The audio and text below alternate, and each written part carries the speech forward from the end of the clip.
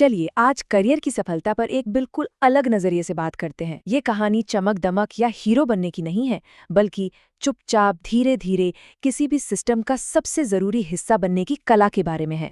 तो कहानी के केंद्र में है एक शख्स जो एक मिड साइज मैन्युफैक्चरिंग कंपनी में काम करता था और वहां उसे बहुत जल्द ही कॉरपोरेट दुनिया का एक कड़वा सच समझ आ गया। एक ऐसा सच कि वफादारी अक्सर बस एक तरफा होती है।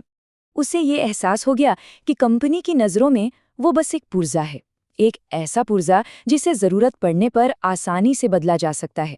और इसी एहसास ने उसे एक ऐसे दोराहे पर लाकर खड़ा कर दिया जहां उसे एक बहुत बड़ा फैसला लेना था। उसके सामने दो जाने पहचाने रास्ते थे जो अक्सर लोग चुनते हैं। पहला, अपनी जानकारी को छुपा कर रखो, किसी को कुछ मत सिखाओ ताकि तुम्हारे बिना काम ही ना चले। लेकिन इसका नतीजा क्या होता है? आप अकेले पड़ जाते हैं। और दूसरा रास्ता, ये मान लो कि अरे मैं तो बस एक छोटा सा पुर्जा हूं, कोई भी मेरा काम कर सकता है। और फिर धीरे धीरे आप उसी भीड़ में खो जाते हैं। पर जानते हैं, उसने इन दोनों बंद गलियों में से किसी को नहीं चुना। उसने अपने लिए एक तीसरा, ज्यादा समझदारी भरा रास्ता बनाया। और ये रास्ता एक बहुत ही दमदार और सच कहूं तो थोड़ी अलग सोच पर टिका था। तो उसकी पूरी स्ट्रैटेजी का निचोड़ बस इसी एक लाइन में है। सबसे पहले इस सच को कबूल करो कि हाँ, मुझे बदला जा सकता है, मुझमें कुछ खास नहीं है। लेकिन इसके बाद अपनी पूरी ताकत इस बात पर लगा दो कि उस बदलने की प्रक्रिया को जितना हो सके उतना मुश्किल बना दिया जाए। अब ये सिर्फ एक फलसफा नहीं था, उसने इसे अपनी रोजमर्रा की जिंदगी में उतारा, कुछ बहुत ही स्मार्ट रणनीतियों के जरिए जो इस बात पर फोकस करती थीं कि असल में काम होता कैसे है। ये उसकी सबसे बड़ी चाल थी। उसने कभी अपने काम को मुश्किल नहीं बनाया। वो जो काम करता था वो कोई भी सीख सकता था। उसने उस काम के आसपास के पूरे नेटवर्क को, मतलब जानकारी कहाँ से आती है, फैसले असल में कौन लेता है, जब कोई प्रॉब्लम आती है तो किससे बात करनी पड़ती है, इस पूरे प्रोसेस को समझ लिया। वो उस सिस्टम का सेंटर बन गया। अब उसे हटाने का मतलब सिर्फ एक आदमी को हटाना नहीं था, बल्कि पूरे सिस्टम को हिला देना था। लोगों को मैनेज करने का भी उसका तरीका अलग था। वो जानता था कि जब आप किसी पर बहुत ज्यादा दबाव डालते हैं तो वो झूठ बोलता है, चीजें छुपाता है। इसलिए वो अपने पार्टनर्स और सब कॉन्ट्रैक्टर्स को हमेशा एक एस्केप रूट देता था। उन्हें ये कहने की आज़ादी थी कि सर ये काम नामुमकिन है। वो उन्हें खुलकर बात करने के लिए बढ़ावा देता था। नतीजा, प्रॉब्लम कभी छिपती नहीं थी, बल्कि सामने आकर सुलझ जाती। और जब बात आती थी हेडक्वार्टर्स की, जहां से अक्सर ऐसे टारगेट आते हैं जिनका ज़मीनी हकीकत से कोई लेना देना नहीं होता, तो वहां वो इमोशनल नहीं होता था। नहीं, वो बहस नहीं करता था, वो डेटा से बात करता था।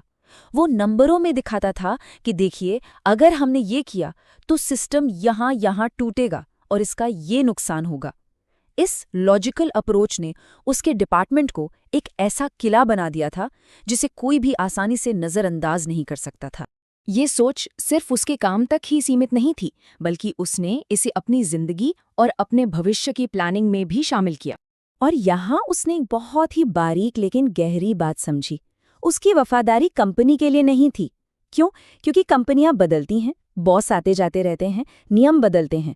उसकी वफादारी अपने रोल के प्रति थी, अपने काम की क्वालिटी को बनाए रखने के प्रति, जो हमेशा स्थिर रहती है। वो ईमानदारी पर लंबे चौड़े भाषण नहीं देता था, वो बस चुपचाप कुछ चीज़ों के लिए ना कह देता था। अगर कोई काम उसे गलत लगता तो वो बिना किसी लिखित आदेश के उसे करने से मना कर देता। उसने बस अपनी एक लाइन खींच रखी थी जिसे वो पार नहीं करता था, और इसी से उसकी एक ऐसी साख बनी जिस पर सब भरोसा करते। पैसे को लेकर भी उसका नजरिया बहुत साफ था। पैसा उसके लिए कोई सपना नहीं था, ये एक एस्केप रूट था, एक बचने का रास्ता। ये अमीर बनने की चाह नहीं थी, बल्कि ये इतनी ताकत हासिल करने की चाह थी कि अगर कभी जरूरत पड़े तो वो बिना डरे नहीं कह सके और उस नौकरी को छोड़ सके। ये आज़ादी की कीमत थी। तो सवाल ये है कि दशकों तक चली इस अनोखी रणनीति का, इस सोच का आखिर नतीजा क्या निकला? इसका जवाब एक जापानी कॉन्सेप्ट में छिपा है, हागुरमा नो क्योजी। इसका मतलब है एक पुर्जे का स्वाभिमान।